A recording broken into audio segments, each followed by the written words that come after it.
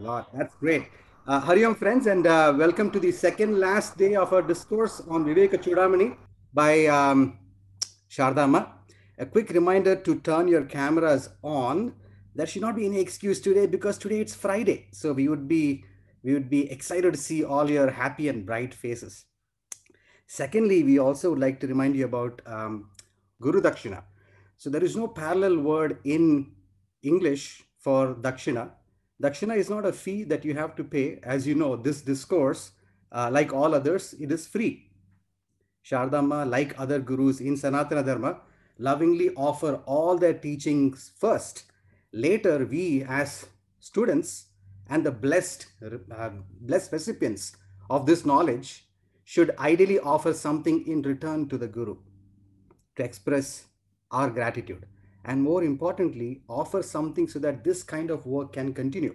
So, if you think that you have benefited from this discourse and would like this work to continue, please offer your gratitude as Dakshina using the link that we have provided in the chat window. So, without further delay, Shardama, over to you.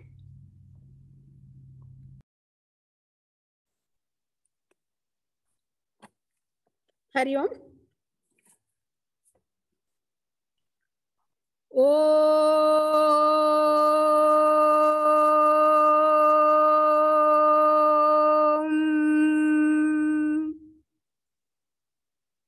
Om Sahana Vavatu Sahanau Bhunaktu Sahaviryam Karavavahai Tejasvinavadhitamastu Ma Vidvishavahai.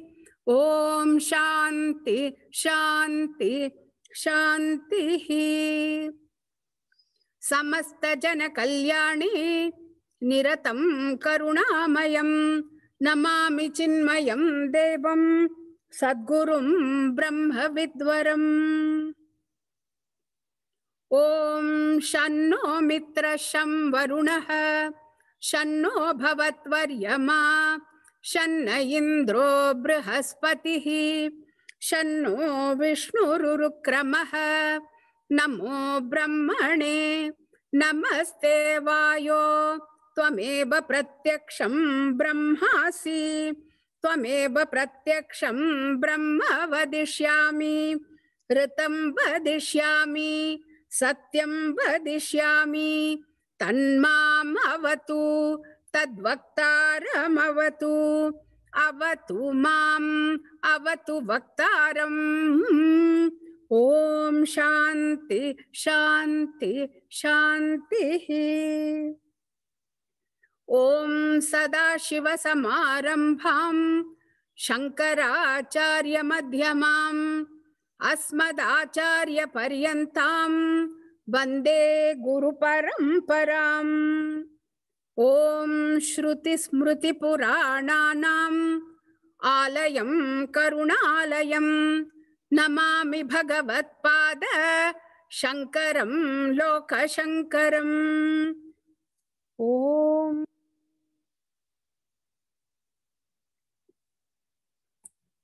Hari Om. Welcome to all of you. As Ganesh ji said, it will be nice if you all can turn on your videos so I can see your pretty faces and enjoy talking to you instead of just talking to some blank space. Otherwise, it becomes very difficult to get into the mood. If you don't have people in front of you, it becomes very difficult to talk to a wall. You all know that. Yeah. So it's nice when there are live people and we know that you are all paying attention, that you are not sleeping and you are not in the bed, etc. That also helps me to get that energy to talk. You all give me the energy. The speaker gets the energy from the listeners. That's very true. You know, that happens. Anyway, so we'll go to where we had stopped. In order to gain liberation, two means are given. One is called as Antaranga Sadhana and the other one is Bahiranga Sadhana. Bahiranga Sadhana means external means and Antaranga means the internal means. So what is external? Preparatory means that which prepares you, your mind, to be able to receive this knowledge. That is called as external means. Okay. And antaranga, those means which directly, give you the knowledge, is called as antaranga sadhana. So far we have seen viveka, vairagya, shamadhi, shatka sampatti, and then the renunciation of selfish karmas, and all other external rituals or things, japa, tapa, dana, snana, they all are called as bahiranga sadhanas. But what gives you the direct knowledge is only Shravanam. Okay. So when you do Vedanta Shravanam, knowledge that is gained is the actual knowledge. As you hear it, you gain the knowledge. You don't have to do anything after that. Once you really understand it, there is nothing else to be done because that knowledge is complete. Shravanam, Mananam, Nididhyasanam, they all are called as antaranga sadhanas also. When the Guru explains Tattvamasi, when the teacher explains to you what that Tat, what that Tvam, what that Asi, all those mean, it is said that really antaranga, when the recognition takes place, when actually you feel that in your heart and you say, wow, today I got it. Now, sometimes we say like that. Yeah, today I got it. When it touches your heart and actually it happens, this is called as the actualization of this knowledge. So when you mistake a rope for without rope snake, there is no Vedanta. So that's why I'm just bringing it in. Even though you don't need it here, but I'm just bringing it in. Otherwise you will all say, yeah, what kind of Vedanta lecture was that? She didn't even mention rope and snake. So when the rope is mistaken for a snake, when someone tells you that it was not a snake, it was only a rope. So don't worry, nothing will happen to you. But unless that mind, that knowledge happens in your mind, you cannot even get out of that fear.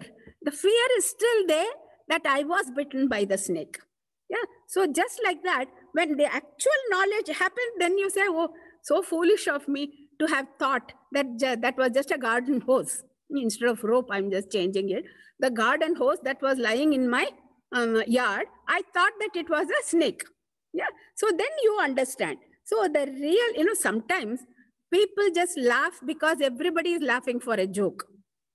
I didn't understand what the joke was, but I was just laughing because everyone was laughing. But when I go home and I think about it, suddenly I start laughing because now I have understood the joke. Yeah. Other people in the home think that I am nuts. So that will happen. We all know that. So when Tattvamasi, Aham Brahmasmi, etc. are understood, that is called as antaranga or direct means. So with the reference to the preparatory, then Shravana, Manana, Nididhyasana, all of them are called as antaranga. But among them also, as you recognize, that is called as the direct means. Okay. So with this, if you keep this in mind, now what we have done is not three questions, but the 7 questions that were yesterday, given out. We'll all chant together to remember what those questions were. So all of you please together, 49th shlokam. Ko nama bandha kathamesha agataha katham pratisthasya katham vimokshaha ko savanatma paramakka atma tayor viveka kathametaduchyatam. Yeah. So you all remember ko nama bandha, what is bondage? Katham esha agataha, how did it start in the first place? Katham pratishtha asya, how come it just keeps on staying like this? And then katham vimokshaha, how can I get rid of it? Kaha asau anatma? What is this anatma? Paramakka atma. What is that parama atma that you're talking about? Tayor vivekaha katham. How do I know the difference between them? Please tell me. These are the questions. So what in that, the teacher doesn't take up in order, but he jumps to the atma, anatma. Okay. So how to distinguish between atma and anatma? So this gross body, he first takes the gross body, which is made up of the 5 subtle elements. We are not going into the details of that. When they mix together, the combination is called as the Panchikaranam. With that gross elements, the gross body is made. Right? Now, Mohaspadam, it is called. This is the locus of all kinds of delusions and all kinds of infatuations for all of us. The body is the most dear to us because we think that we are the body. All of us have the maximum identification with this body only. Yeah, the fascination, attachment, everything for this body only. And that's why there are hundreds, there are so many shlokas that are devoted to this subject of what this body is and how he goes through all of it like a gross thing, then you just feel like, whoa, what is this? The explanation, when you read it, you will go, no, not very nice. Anyway, so we are not going into the details. When you don't have anything else to do, please keep on reading all this. Okay. I know nobody has that kind of a time, but now, having said that, now in this only, there is a beautiful shloka in the 76th verse. 76th shloka. How did you jump to 76, Amma? Not just like this. You just jump. That's all. No problem. So we go to 76. Now, all the Vishayas, all the sense objects, they trap us. We just get so attracted that we are just lost in that only. Yeah. So there is a beautiful example of that. Let us read the 76th shlokam. Shabdadibhi pancha bhireva pancha. Panchatvamapusvagunena baddhaha. Kuranga matanga patanga meena. Bringa narapancha bhiranchita kim. Okay, now what does this mean? It says pancha, these 5 animals, 5 pranis, not animals, 5 jantus, five things. What are they? One is kuranga. In Tamil, kuranga means monkey, but this is Sanskritam kuranga. That is deer, a deer. Not D-E-A-R, but D-E-E-R. And matanga means elephant. Patanga means the moth. And meena means the fish. And bringa means the bee. Now, panchatvam apuhu. All of these, panchatvam apuhu means reach the state of being the 5 elements. That means we are all made up of 5 elements, and we go back to that means that they all die. That's what it means. In other words, how shabdadibihi panchabhireva, only because of their attachment to one of the 5 sense objects. And he is giving the example, swagunena baddhaha. They are bound by their own nature, the attachment to this. Okay, so now each prani is attached to one. Now let us see. Kuranga. Kuranga means the deer. It is supposed to be fascinated by the sound. So what do the hunters do? They take a beautiful, not beautiful, a flute. And then it's in, they keep on playing some tune. And the poor deer gets very attracted by the music. And it comes and they catch it. So that with that attachment to the sound, it gets caught. Then matanga, the elephant, as we know, likes to rub its body against another elephant So what they do is they will make a ditch and not, it won't be seen.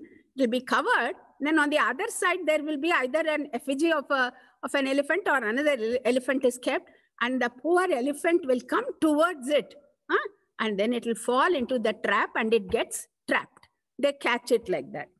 The next one, Patanga is a moth. We all know during summer when we go on our trips, now that the COVID is not there, I think we all can do that. Otherwise, it used to be last year, we were all saying, we used to do that. No, so now we can actually do that. So when we go, when it is, evening time, all the moths come, and then at the headlights, they all die. Why? Because they are attracted to the flame or attracted to the light, and then they get burnt in that, to the flame. So the only Rupa. So Rupa. How about the fish?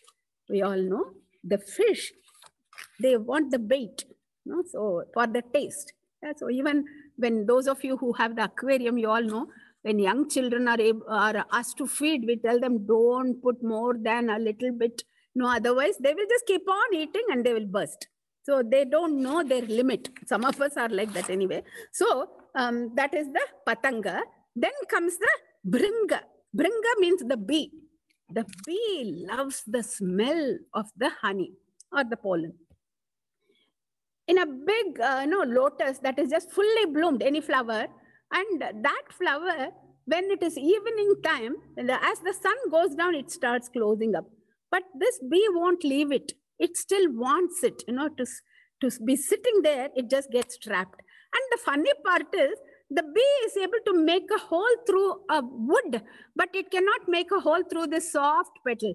So Sant Jnaneshwar, in Bhagavad Gita explanation, in Jnaneshwari, he says, that the attachment that is so soft is even difficult to get rid of. We think that the bigger attachments are difficult to get rid of. No, the softer attachments are more difficult to get rid of. So these Panchabhiranchitaha, so with all these animals, these pranis, are killed by only one attraction. So he says at the end, what to talk of the man who gets attached to all the 5 things. So we are attracted by all of them. So there is no way that we can come out of this. So Shankara is warning so that we should not be attracted by this. So that is a beautiful thing. And in the next few shlokas, he is also talking about how the sense objects, they are called as Vishayas. Word is Vishaya. Now, he says that the Vishayas are more poisonous than the Visha. Visha means poison of the serpent. Why? Because he says the Visha can only kill those people who consume it. The Vishaya, just by looking at it, we get so attached that the whole life goes only in that. So not only, you have to see it, but just think about it. Just keep on imagining. So you just are destroyed by that. So it goes on and on, how all these things are unnecessarily spoiling our actual progress to the ultimate. So we have to be very careful about all this. Now, having said this, first, so he's taking up, as we said, Anatma. So all that is not self is told to us first. Why? Why not start positively with the self? No, we all give advice to Shankaracharya because we think we know more, but he knows what he is talking about. Because once you start talking about self, we will not know what the not self is because we'll get mixed up. We will not know not self when you negate, then only the self has to be indicated. Otherwise, we'll get confused, So he knows what to do. We will never know that this is not self, etc. Okay. So that's why he is very, very careful about that. Having negated the gross body, let us think in our mind that we have gone through all the hundreds of shlokas. Then he goes to the subtle body. What is subtle body? Most of you have gone through Tattva Bodha. So it consists of the 5 sense organs. The sense organ, that is the skin, the eyes, the nose, the tongue, And also the ear, eye, it's all these things. So these 5 jnanendriyas, as they are called, the 5 karmendriyas, the legs, the hand, etc. Right?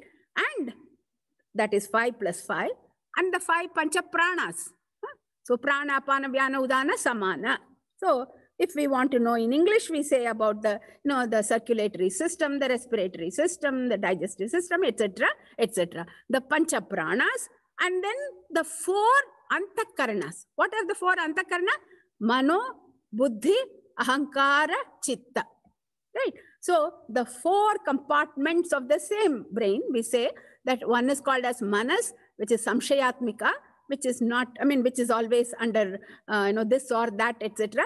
Nishchayatmika is buddhi, the one that makes a decision. Like that, there are 4 different mano, buddhi, ahankara, and chittam. So all these put together is called as the subtle body. Shankara goes through very systematically to say that we are not the subtle body also. How? Like that, he just proves. Okay. So first the gross body is negated, then the subtle body is also negated. Then comes the causal body. Causal body is kind of difficult for us to understand.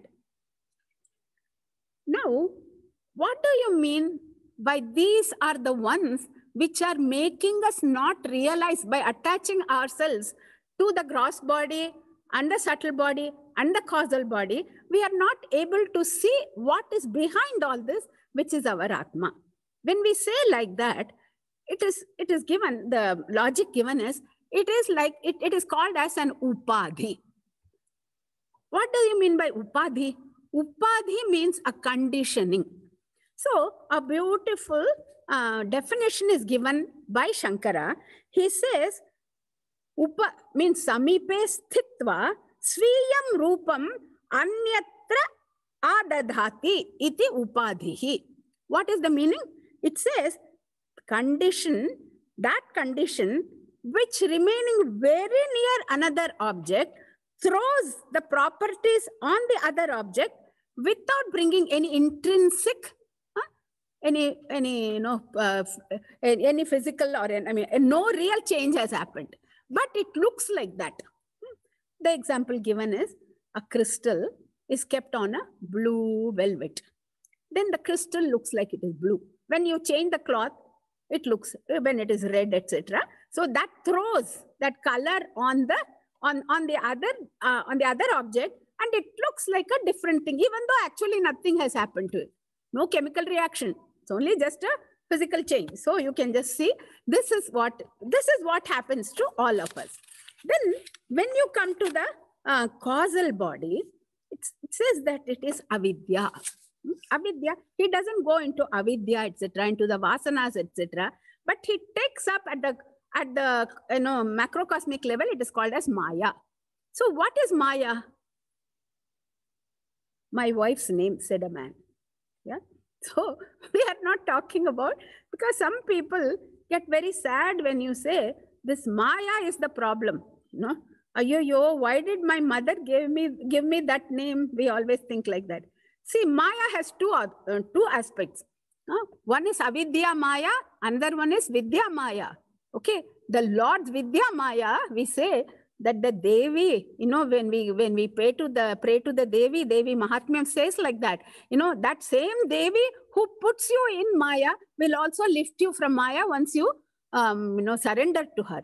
So the Maya has two aspects, Vidya Maya and Avidya Maya. So your wife or your child or you are just Vidya Maya. Remember that. If anybody asks you, you can always say that. Otherwise, people get very sad about that. So the word itself is very funny. Ya ma sa Maya. My children thought when they were young that I was just bluffing, that there is nothing like that. But it actually is that. Ya ma sa Maya means that, ya ma means that which is not. Sa Maya, that is Maya. What kind of a definition is that? That which is not is Maya. Then why do you have that? Because it has this power. The power to show something like a magic, but when it is not there. You go to so many, Las Vegas, etc., and then you see this magical thing. And then you go, what is that? So that is called as Maya. So there are three definitions that Shankara gives. I would love to talk about all of them, but as you know, because of the time restraint, I'm just showing you some of the glimpses of the beauties of this Viveka Chudamani. So you will be hooked onto this and you will be studying fully. So the three definitions. One definition is what we all know. It is the creative power of the Lord which creates this entire world and sustains it and dissolves it. Okay, that's called as the Maya power of the Lord. It is the power of the Lord. The second definition says, Anirvachaniya, means it is indescribable, inexplicable. So if you want to know what Maya is, it becomes very difficult to describe. That is not to say that the teacher is not capable of doing it, but that power is like that. The third one, as we said, that which does not even exist.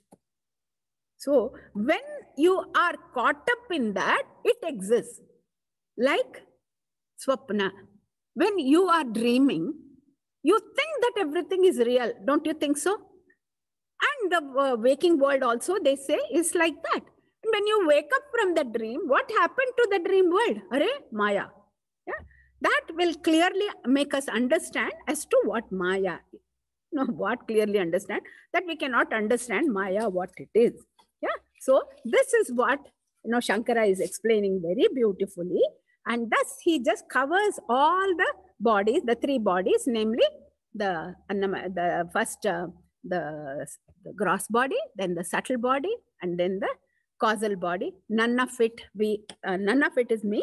And then he also goes into the same three bodies are also called as the Pancha Koshas, the five koshas, namely the Annamaya Kosha, the body, which is because of the food that we eat, Pranamaya Kosha, all the five different physiological functions, Manomaya Kosha, the mental sheath, the mind.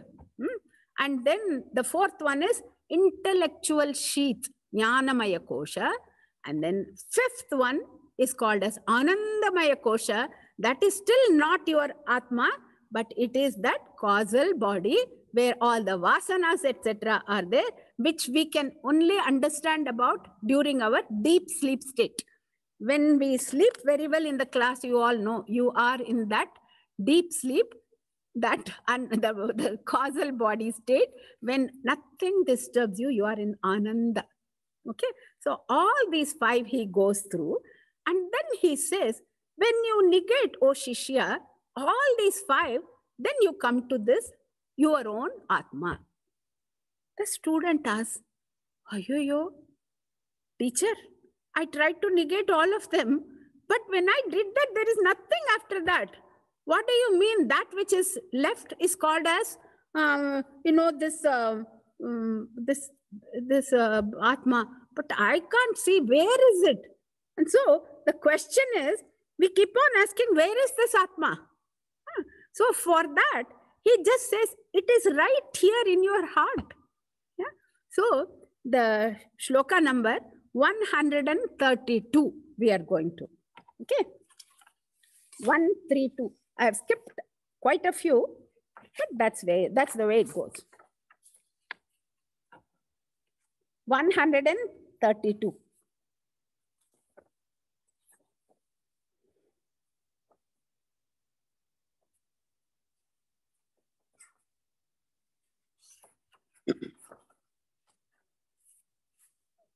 Atraiva sattvatmanidhi guhayam avyakritakasha ushat prakasha akasha ucchaira vivat prakashate swatejasa vishwamidam prakashayan. So it is said, atra eva. He must be showing. Somebody, you have to mute them. So atra eva means here itself in this body. The teacher is saying, in this body only, O Shishya, it is there. Sattva Atmani, the inner equipment of the mind, intellect, which has become sattvic, which is made up of sattvic elements. It is right there, Dhi Guhayam. It always is called as a cave of the intellect, as though it is the cave. Mind and intellect together, the heart cave. So there itself it is there. Avyakrita Akashe, the space of unmanifest. It actually is there in the gross body. It is there in the subtle body. It is there in the causal body. It is shining. I don't see any shine anywhere. Ushat Prakashaha. It has a captivating light, captivating glory. The light is shining here in this body. Maybe in your body, not in my body. We say like that. But the light of life. Yeah. What is the difference between when I'm alive and when I'm dead? Yeah. Totally the light is gone. Yeah. The dead body, same five elements, everything is there. But that light of life is gone. We don't realize how great it is. What a blessing it is that we are alive right now. That light of that life is just emanating from us. Yeah. So now it says that you are seeing the light because there is that life which is not known to me. I don't even understand that I am alive now. So now it says pratibodha viditam matam, thought after thought after thought. The consciousness alone is evident. Every thought is coming out in that presence only. It is there in your thought. As you think, the thought content minus whatever is there is that.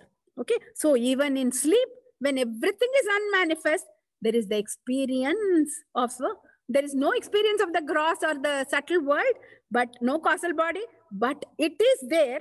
It is there in the causal body. It is there in the causal body, and you experience that ananda when you get up from the sleep also. You say that I had a very good sleep. Okay. So it is experienced as the prakashate. It is shining. Like what? Ravivat. Like the sun. Akasha uchehi. The sun is high up in the sky, but its light is there everywhere. The same way, this is shining in our Hridaya Guha, and it is shining through all the parts of our body. Not even one part, like we say, oh, but the nail is dead and all that. Whatever it is growing. No, that growth is there. Hair is growing. So everywhere it is there in that form. You just have to know this. Svatejasa Vishwamidam Prakasham. Just as the sun, by its tejas, it is just illumining the entire world. This is also, it is there in all the bodies, in the gross body, in the subtle body, in the causal body. So only all that we have to do is, our thought has to go to that. We have to take the thoughts away from outside and then put our thought in this. Then it becomes very, very clear. Okay. So otherwise we just don't know. We keep on asking, what is this? What is this? What is this? Yeah. So having told us that this is there in your own heart, having said that, now the next topic that he takes up, let us see what we can do. The next one is, so whatever we see in this world as idam, means this, including my body, idam shariram kaunteya kshetramitya vidhiyate. In Bhagavad Gita, we have heard that. So everything that we point out, this thought of mine, yeah, when you go nearer and nearer, this feeling of mine, everything becomes idam. That has to be negated, and what knows it, the drishya vastu, is negated, and the drik, that which is the seer. So this is called as drishya viveka. The seen, the seer. These two. We have to know who is the seer and what is the seen. This viveka also he points out as to how to see this. So Atma, Anatma, all these things now he has told us what is Atma, what is Anatma. Okay, all right. So, what was the question? Paramakka Atma. Tayor Viveka. How do you see the difference? The Viveka is also already explained. So, but then the first 4 questions, did he forget it? No. Then he comes to the next thing, that is the what is bondage. Okay. So, first question was, what was the first question? I'm forgetting. You all remember, huh? So what is the bandha, right? So what is the thing that is bondage? What is bondage? How did it come? How does it stay? And how do we take care of it? Yeah. So what is bondage? It said in this one shloka, all the, it's like Guruji always says, chakka mar diya, means it's a sixer, So in cricket language, for those of us who can understand and enjoy it, that's what. If you don't understand, doesn't matter. In soccer, whatever is equivalent, you can just, you can put that. So here, at one stroke, now he is explaining in 137th shloka. Let us see that. What is bondage? The reply. Atra natmanyahamiti matihi bandha eshosya pumsaha prapto jnana janana marana klesha sampata hetuhu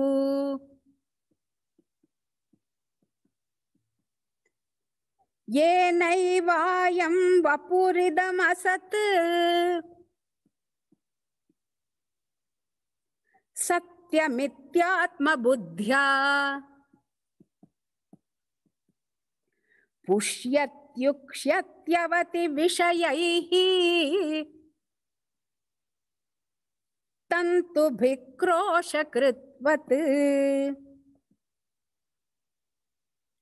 atratmanyahamiti matihi bandha eshosya pumsaha prapto jnana janana marana klesha sampata hetuhu yenaivayam vapuridam asat satyamityatma buddhya pushyatyukshyatavati vishayaihi tantu bhikrosha-kritvat. What is bondage? Yeah. So it says atra here, anatmani, in the not self, aham iti matihi. It is not, it is a notion that this is me. Wherever I'm not, I have a notion that I am. This is called as bondage. So what is bondage? The notion in the not self, that it is the self, that is me. This is called as bondage. I think that I'm the body. I think that I am the subtle body. I think that I'm the thoughts.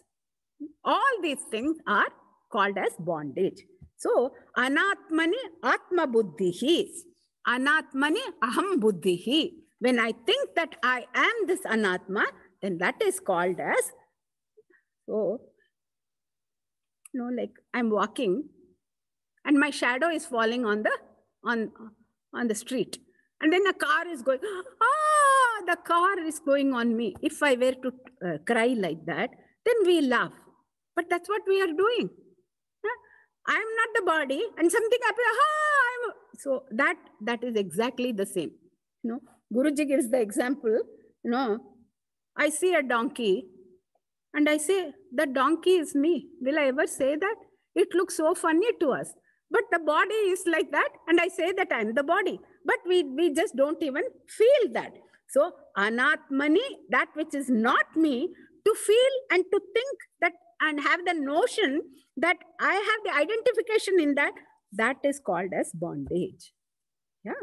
So, the gross things, these gross things, people think as All the other things, we all think it is bondage. In the prison, I am, so I'm in bondage. Actually, those are all not even bondages. This bondage is the main bondage. So when parents tell the children, don't do this, behave like this and all that, the children think that is a bondage. Yeah. So that is for your good. When we say, we all know how we get so carried away. So when the mistaking the not self is called as the anatmani, atma buddhi is called as the bondage. So esha bandhaha asya pumsaha. For the jiva, this is the bondage. He just very beautifully has just concluded the whole thing. And then how did it come? Katham esha agataha. How did it come in the first place? That's what I want to know. So then he says, earlier itself the Guru has pointed out, we said that Ajnana yogat paramatmanastava anatma bandhastava eva samsrutihi. Hey Paramatma, he said, the bondage has come to you because of this ignorance only.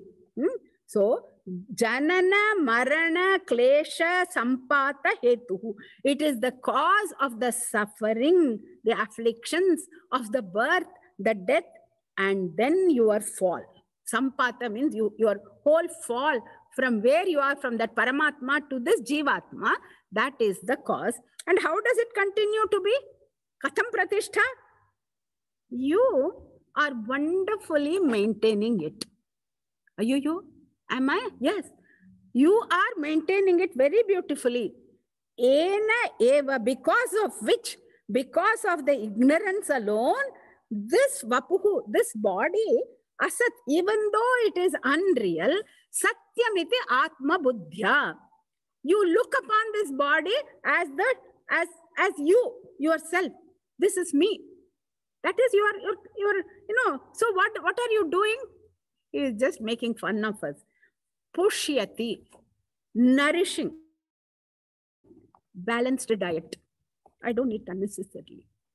Does that have all the proper thing? I mean, it doesn't mean you should not take care of your body. Please don't mistake that. That's not the point at all.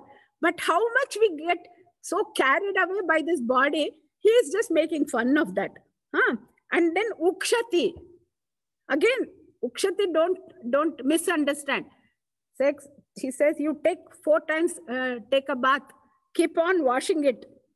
And each bath is, 1 hour at least. How much water? So that doesn't mean you should not keep it clean. But getting so attached that becomes the main job in our life. How many of us do that?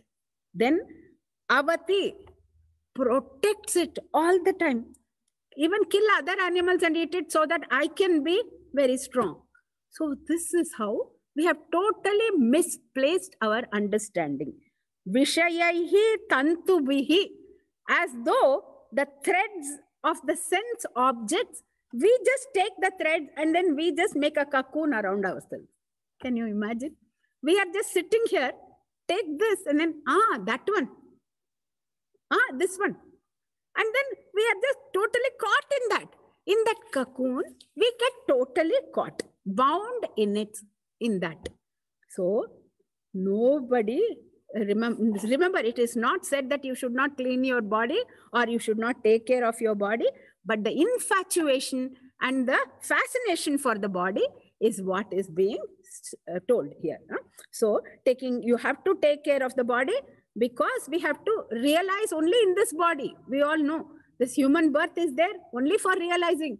If I don't take care of the body, is gone, how am I going to realize? So that is not it. Please don't mistake that. So how the bondage continues to be there is because of our attachment to the body, our constant attention that, a little sleep is not there, I get so upset, and then I'm not able to do this, I'm not. So all the time obsession is what is now told. So how the one shloka covers everything. What is bondage, how it has come, and how it continues to remain. All these things, it is like in a sutra form, in 4 lines. Shankara has just beautifully given in this shloka. And then he gives the bhashya for this. Sutra bhashya is there.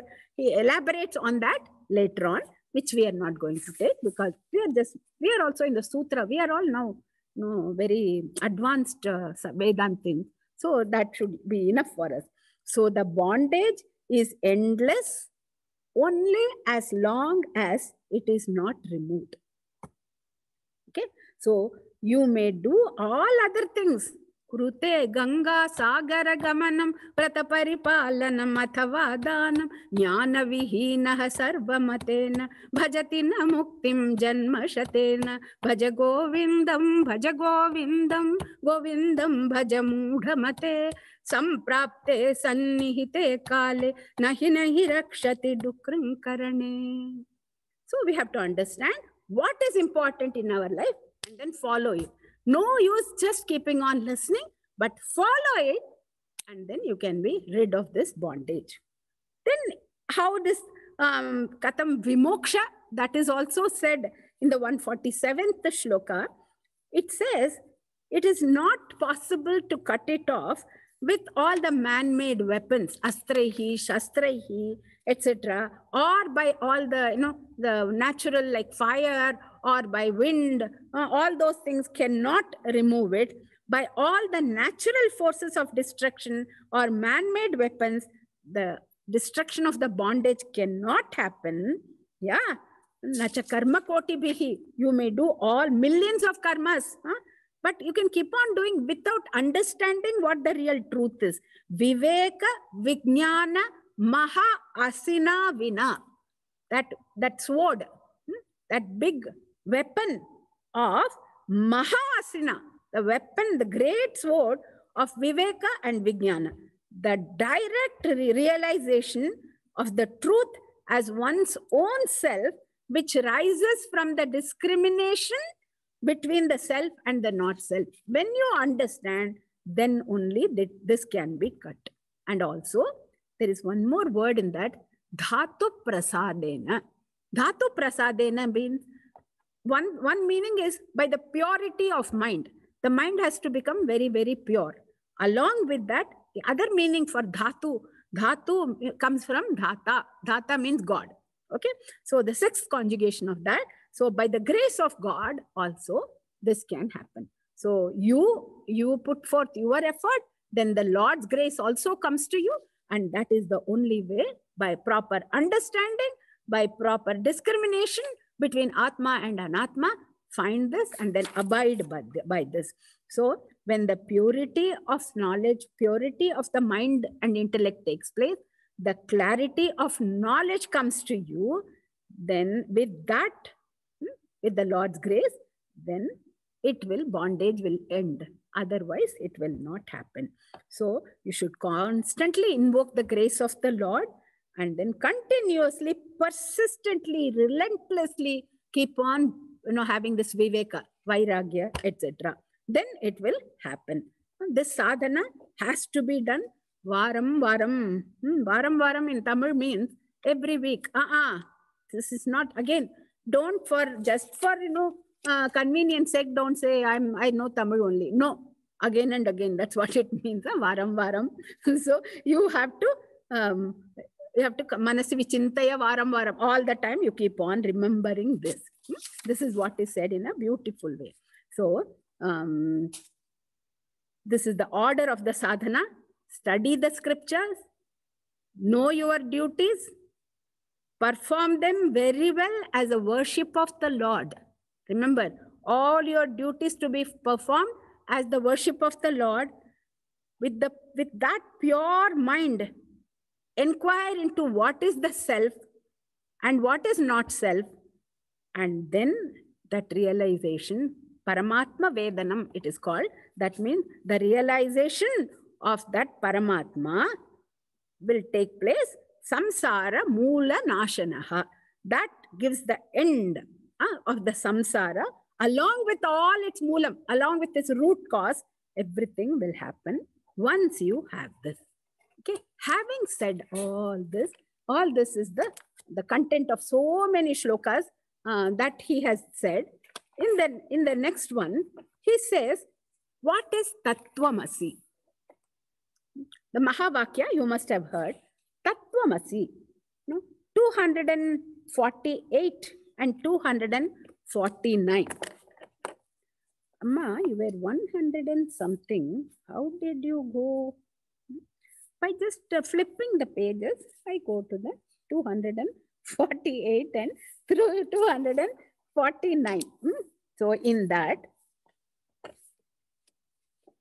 Sadeva Dattoyam Itiha Chaikata Viruddha Dharmam Shamas Pasya Kathyate Yatha Tatha Tattvamasi Vakye Viruddha Dharmanubhayatra Hitva Samchaya Samlakshya Chinmatrataya Sadatmano Akhanda Bhava Parichiyate Budhaihi Evam Mahavakya Shatena Katyate Brahmatmano Raikyam Akhanda Bhava.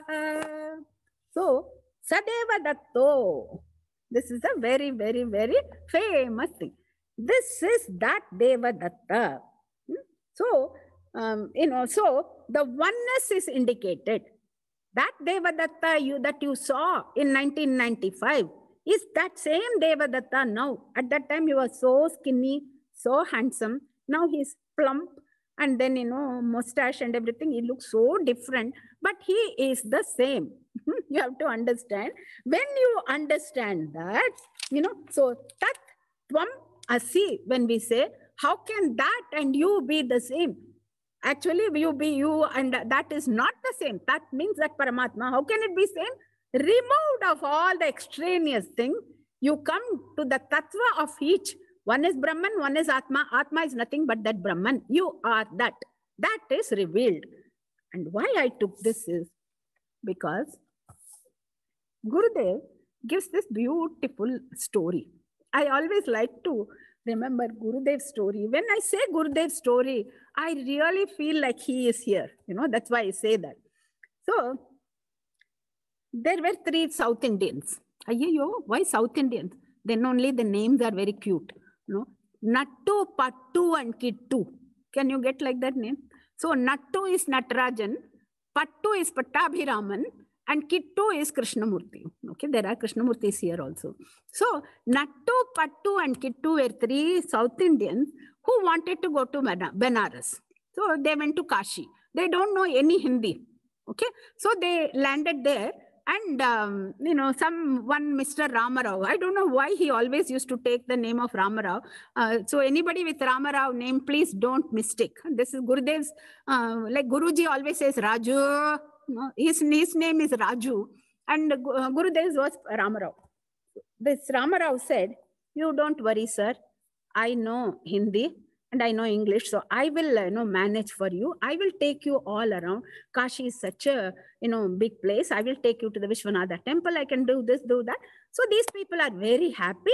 And then, they all are, every time he's taking them and he's very, very happy.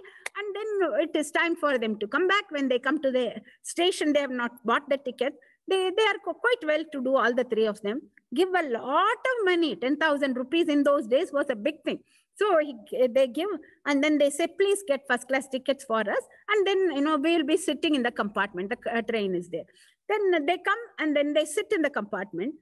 5 minutes gone, 10 minutes gone, 15 minutes, 20 minutes, only 5 minutes more for the train to leave. They are getting so anxious. Where is Ramarao? Where is Ramarao? Cannot see. Woo, the whistle has come. And then the train has started. It starts moving and they're saying, we don't have any ticket. Where is he? Where is he? They're looking. And then as the train leaves the platform, Mr. Ramarao has a beautiful kerchief and he's just saying, bye-bye. So all the money he has just taken and that's it. These people are now cheated. They come back and they say they are not going to the North India at all anymore.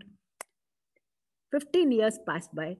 And all the 3 of them decide, we have never been to Triveni Sangam, Allahabad, we have to go. They said, no Ramaraos, etc. Then they said, no, we won't. So then they went there, Allahabad. They go to Triveni Sangam.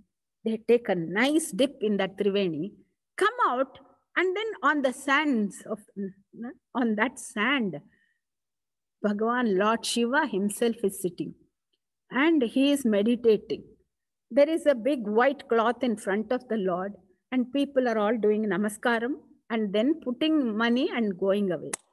And these three are also standing in line to have a darshan of this, whoever that person who is like almost like so absorbed in that meditation. So the big long line, Pattu goes, puts the money, Kittu goes, Nattu is looking. Huh? His nose looks a little bit like that Ramarao. Ayo, look at his mouth. He has that same, cut here. And then the more and more he looks, he says, this is Ramarao. When he shouts like that, the other two look and then they are all shouting. What did that Lord Shiva do? Immediately take that white sheet of money and then he just puts everything, makes a bundle, one run from there. Totally gone. He's not there. Shiva has vanished. So these people understood that same Ramarao 15 years ago in Banaras, who was looking like an ordinary man, now with all jata, juta and all that, and then having this, kind of sannyasi's dress and all that, that same Devadatta is this. In Vedanta, you always take the name of Devadatta. So here, Gurudev used to say Ramarao. That Ramarao is this Shiva. Yeah. So how do they say that? You have to minus the time. You have to minus everything. This Mahavakya stands for minusing everything that you know and then understanding what is the essence. So that is what is now told in this beautiful shloka, that Tattvamasi, Prajnanam Brahma, or Aham Brahmasmi, I am Atma Brahma. All these are 4 Mahavakyas from 4 different Vedas, and also hundreds of Vakyas. What is a Mahavakya? A Mahavakya is one which reveals the oneness between the Jiva and the Brahma. Okay, Jiva Brahma Aikya Vakya. The Vakya or the sentence which reveals the oneness between Jiva and the Brahman is called as a Mahavakya. Any sentence. Like that, there are hundreds of Mahavakyas in Bhagavad Gita also. Okay, but the famous ones we all say Tattvamasi. So that, Shankara explains as to how each one is. Tattvam Asi, how you are that Brahman. Okay, now I have understood. But how to make this knowledge my own? Only through meditation. Okay, meditation is the process for making this knowledge our own. Because, see, wherever we go, we are told,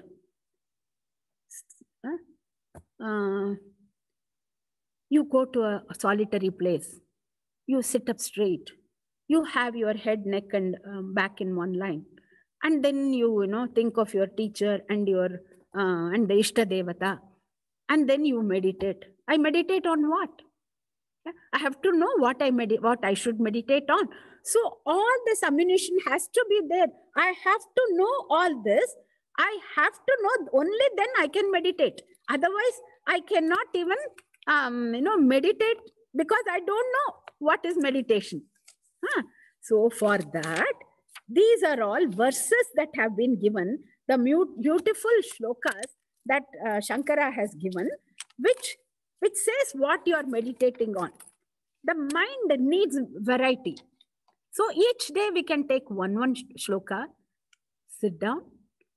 So Vivikta Deshe Cha Sukhasanastha Shuchi Samagriva Shira Shariraha Atyashramastha Sakalendriyani Niruddhya Bhaktya Swagurum Pranamya Hritpundarikam Virajam Vishuddham Vichintya Madhye Vishadam Vishokam Achintyam Avyaktam Anantarupam Shivam Prashantam Amritam Brahma Yonim, says Kaivalya Upanishad.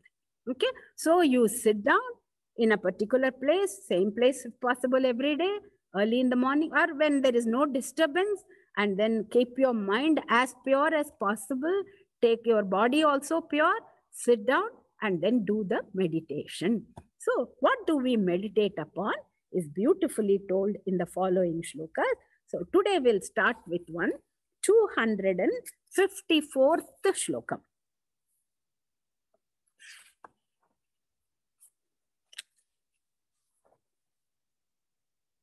This is called as aids to meditation. Jati niti kula gotra duragam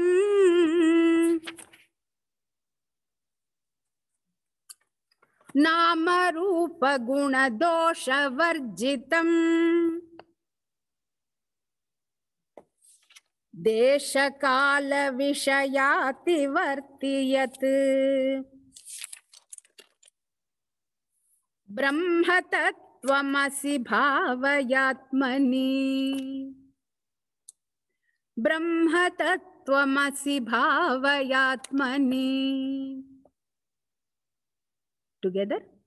Jati niti kula gotra duragam Nama rupa guna dosha varjitam Desha kala vishayati vartiyat Brahma tattvamasi bhavayatmani Brahma tattvamasi bhavayatmani Brahma tattvamasi bhavayatmani. What is meditation? Meditation is withdrawing the mind's attention from all the drishya vastu, all that is seen, all that is heard, everything. And then absorbing it in the self. This is called as practice of meditation. We can only do practice. Okay? The real meditation has to happen. You can't do the real meditation. You just do the practice. That is the first part. That is in your hands. You do all the conducive atmosphere, whatever you have to do, you do it. Bring your mind to this. Remember the shloka, remember the meaning. But when it happens, you don't know. It is like sleep. We want to go to sleep. We have prepared the bed. You are lying down and you have worn your night clothes, everything. The lights are all switched off and you are lying down. The thought, thought comes, you say, not now. Che, I don't want it. I don't want any other thoughts. Even if it is very important, I say tomorrow. That's the way we fall asleep. And can we ever say when did we fall asleep? We can never say, I saw 12 o'clock. I saw 12:09. But I didn't see 12:10. So I must have fallen asleep sometime. I don't know. Yeah. So that is called as sleep. The same way here also. What happens? You just get sucked by the Lord's grace. This happens. All the preparation we can do. So the instructions to facilitate to this are given by the great acharyas. But extreme alertness is needed. We have to see to it that our mind does not keep on wandering. That is our problem. The mind should not be wandering. Kuru avadhanam, mahad avadhanam. Right? So we all know. That means we have to be extremely careful, alert and vigilant. Okay? So now, jati, niti, kula, gotra, dhuragam. That means the last line is Brahma Tattvam Asi Bhav. Brahma Tattvam Asi Bhavaya Atmani. It says that Brahman you are. You just keep on remembering this. You just keep on seeing the meaning of this line. You are that Brahman. When they say you are that Brahman, you have to translate it into Aham Brahmasmi. Okay? Brahma Tattvam Aham Asmi iti bhavayami. I meditate on this Brahma Tattva, which is me. So that's how you have to, the teacher is telling you to think like that, but I think of it as me, myself. So this is called as meditation. Jati, Niti, Kula, Gotra, Duragam. This Brahman, Duragam, Gam means which is gone far away from caste. It is not in caste. There is no caste. Niti. There is no creed. Huh? Gotra. Kula. I belong to that kula. I belong to that gotra. I belong to this. I belong to that. None of that touches you.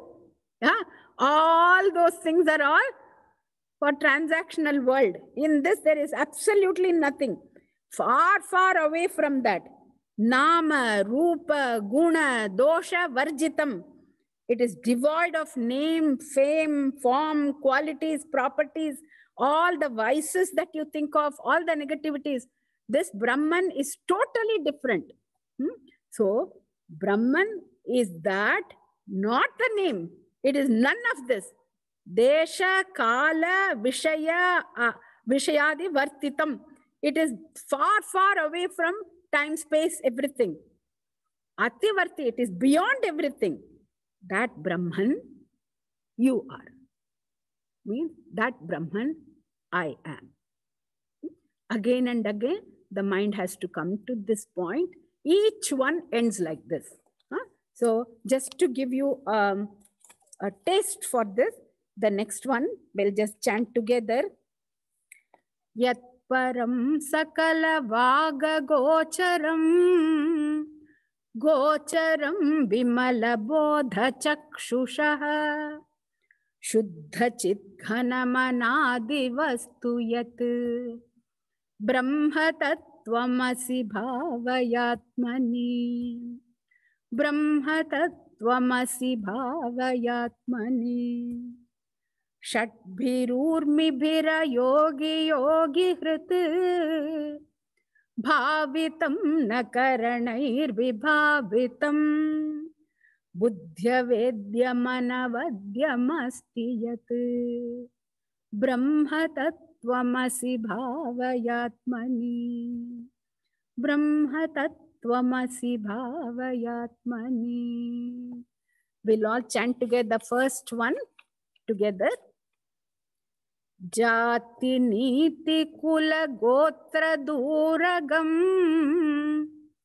nama rupa guna dosha varjitam, desha kala vishayati vartiyat, brahma tattvamasi bhavayatmani, brahma tattvamasi bhavayatmani, brahma tattvamasmi iti bhavayami.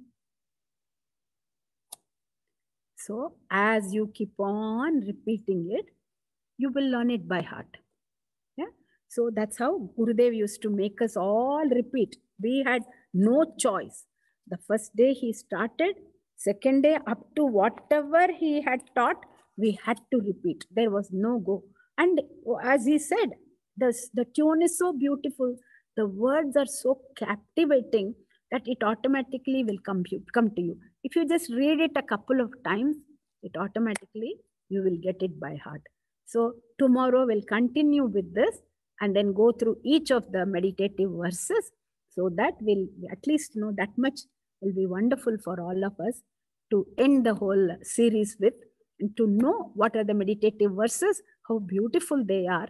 So don't miss tomorrow, because then you will get the whole gist of the whole of the meditation. And then what is there, we'll just in a nutshell we can see. So with that we stop for today. Om Purnamada Purnamidam Purnat Purnamudachyate Purnasya Purnamadaya Purnameva Vashishyate. Om Shanti Shanti Shanti. Harihi Om Shri Gurubhyo Namaha. Harihi Om. Questions. There are 3 questions. We'll try and do quickly. So he says, as a Grihastha Sadhaka interested in Vedanta, I would like to know what are some of the activities, rituals and duties we should take up. individually and as a family in our daily life. Would love to know your thoughts and suggestions. I know that this person is already doing it, but he's just asking so that the rest of the people can also understand. Okay.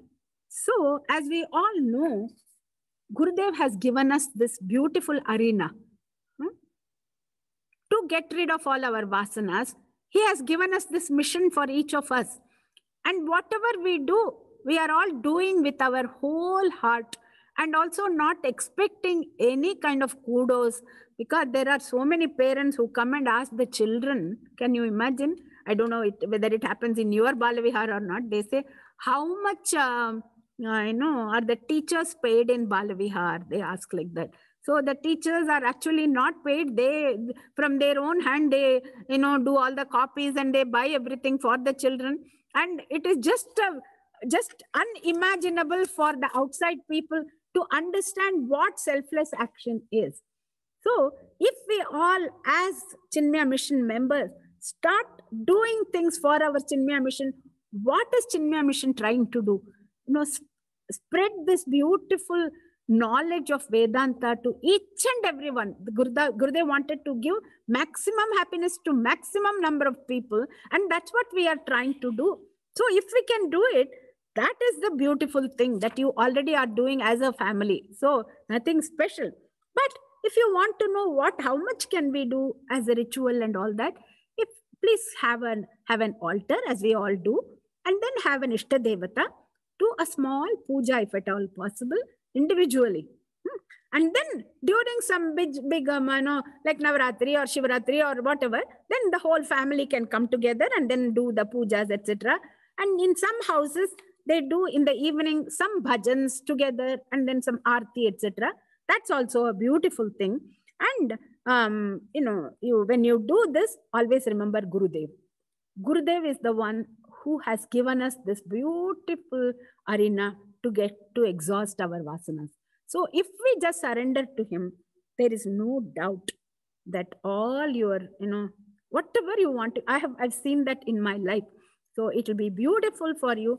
The path just gets paved beautifully by that Gurudev. So one person says, how do you, what kind of rituals do you suggest for ego kshayam, to remove the ego? She's asking. So we there is no ritual for that. But if the more and more we think of great, some of the gods, like I would just say, Hanumanji, without any ego, what he did for Rama, it's just unbelievable. The more and more you dwell, in chanting the Hanuman Chalisa, the ego will go, right? We all know. And understanding the activities of the Chinmaya Mission as you are all doing, that itself is the ego kshayam only. Your ego keeps on getting hurt every time, Whatever you do, people always think, what are they doing? Nothing. Every year they take our money, but nothing is done. That's how people will think. And you have done so much. So you just take it as a prasadam, and that is the ego kshayam. So I would say, keep working for the mission and all the ego will be gone. There is no doubt about that. Okay. Now, and no thank you even. We have to remember. So yesterday, one person had asked, so how much praise? No praise. We don't need any praise. We don't need any thank you. We do because. No, there is nothing after that. So I do it because I want to do it. So remember that story of that Mahatma who just used to go and take a bath in the river. And one day that scorpion was biting him, but it was drowning. When he just put it in the water, it started. He said, I cannot kill it. Why not? That is only hurting you. No, why not you put it? No, he would just immediately, try to take it, and he tried to bring it to the shore, and it would bite. Then again, he would just leave his hand. It will fall. Again, it will drown. Then he will take it. He just kept on doing until he reached the shore. One man was looking at it. He said, are you a Buddhu? Why do you keep saving that scorpion when it is all the time stinging you? You should not be doing that. The Mahatma smiled and he said, the scorpion's nature is to sting, is to bite. It does not want to leave its nature. My nature is to help. Should I, as an advanced species, leave my nature? Why should I leave my nature? What a beautiful answer.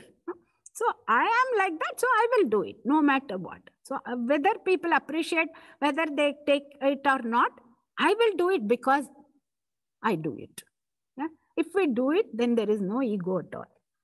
Then it says, Gurudev in Kindle Life beautifully described culture as when a set of people living for a long period of time in a particular geographical area, respecting certain philosophical values and virtues of life, there emanates a fragrance which is called as culture. Gurudev says, difference in culture lies in the values and virtues followed by people. However, now that we are at the crossroads of Eastern and Western culture, all of us, and especially our kids, are somewhat confused with what culture really is and which one to follow. What is the best way to explain and make our kids respect and follow our culture? Instead of emphasizing deeper aspects like values and virtues that are beautifully explained in our scriptures, are we perhaps putting more emphasis on the superficial aspects like dressing and external behavior? Please advise. See, unless we teach them the values, they will never know. As you are saying, it's absolutely right. The book called Why Do We? I don't know if you're all following that. We are all in Balavihar. We are following that. It clearly explains as to why do we do what we do. And the children seems to be really, really enjoying it because they then know why the moms are asking them to, do namaskar to the elders, or why they are asking them to come to the temple, or why they are asking them to, put on the bindi. So many different things are explained in that very beautifully, so that the children can follow that and understand. And we also have all this, what is that? That spiritual symbolism in Hinduism. There is a book that also gives us a lot of things. All these things, when the children go through the whole Balavihar, they all get the values. So as you say, the emphasis should be on that, definitely. But I would not agree with you when you say that are we laying too much of emphasis on aspects like dressing and external behavior. See, when I want to go and play tennis, I wear a certain set of clothes. When I want to go and swimming, then I wear different set of clothes. Can I wear swimming dress to my tennis court? No. And then when I go to bed, I don't wear the ordinary clothes. I have some loose, old Asingam, very bad looking, but that is very comfortable for me. Yeah. So I wear that. I go to a funeral, I wear some kind of clothes. I don't wear those clothes when I go to the parties. I wear different set of clothes. Why? The dress that I wear gives me that bhava of what I'm going to do. It puts me in that mood already. Once I wear, it is said that when you are doing puja, to keep a set of clothes that are always, very fresh and nice, you wear them. Then as soon as I put them, then I get into that mood of puja. So the same way, when the children are made to wear Indian clothes, they know that they have to behave in a certain way, that the other way is not what is liked by the elders. Then that gives them a little more push into going into being whatever we want them to do. So, but that's not a must, as we say, because if it is going to be very, very cold and we insist on them to wear whatever the Indian clothes are, that's not going to be possible. We have to also use our own discretion in making such kind of judgment. So there is nothing wrong if we tell them to wear clothes, and also to be, in the external behavior also goes a long way in understanding the values also, but the values are more important, definitely. So I hope I cleared some of the doubts to whatever extent we can. So the same thing, if Swamijis are coming, we always wear certain nice clothes. So when you come to the lectures also, you have to think like that. I'm getting the highest of this knowledge. Why would I not dress up? I would like to be in my best to receive this best knowledge. This is the knowledge that is going to save me from this, from what I've been bound for, so many janmas. Now I'm getting this. I want to be free. I want to be so happy. Yeah? So all these things go a long way. When we make it happen, like Swami Swarupananda says, you make it happen. When you make it happen, it will happen. Yeah? Everything depends on us. All right. Thank you so much. So if there is any announcement, you want to finish it, you can do it.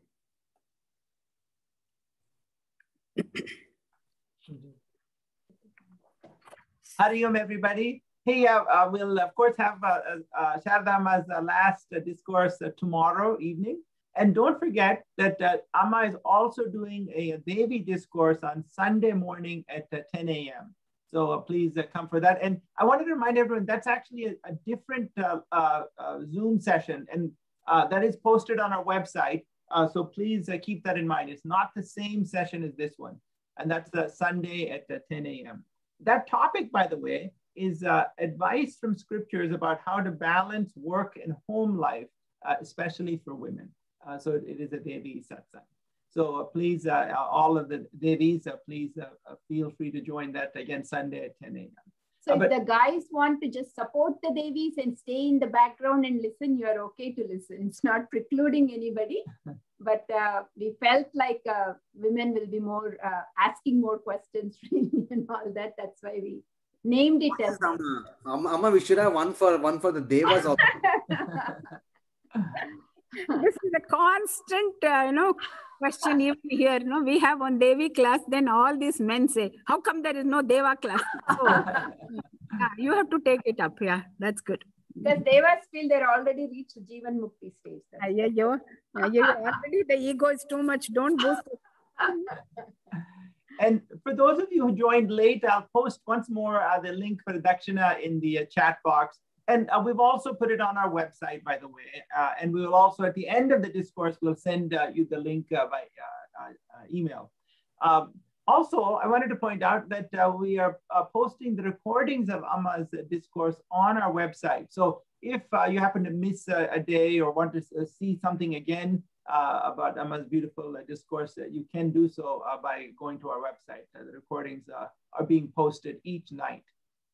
So thank you very much. And please come back tomorrow at 7:15.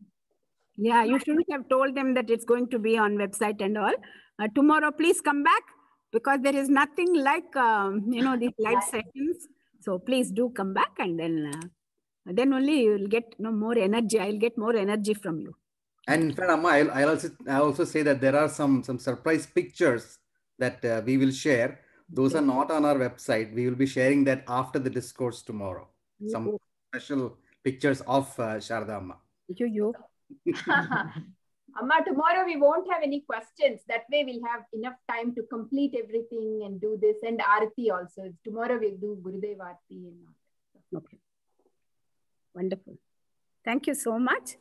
So all of you, please remember what all we said today, and then remember the Jati Niti Kula Gotra Duragam Nama Rupa Guna Dosha Vartitam Desha Kala Vishayati Vartiyat Brahma Tattvamasi Bhavayatmani Brahma Tattvamasi Bhavayatmani. Very good. Yeah. Very good. Thank you. Hari Om. Hari Om. Hari Om. Hari Om. Hari Om. Hari Om, mommy. Love you all. Bye. Hari Om. Hari Om. Hari Om. Hari Om, auntie. Hari Om. Thank you so much. Nice seeing you all, and thank you for turning on the video. Thanks. Hari Om.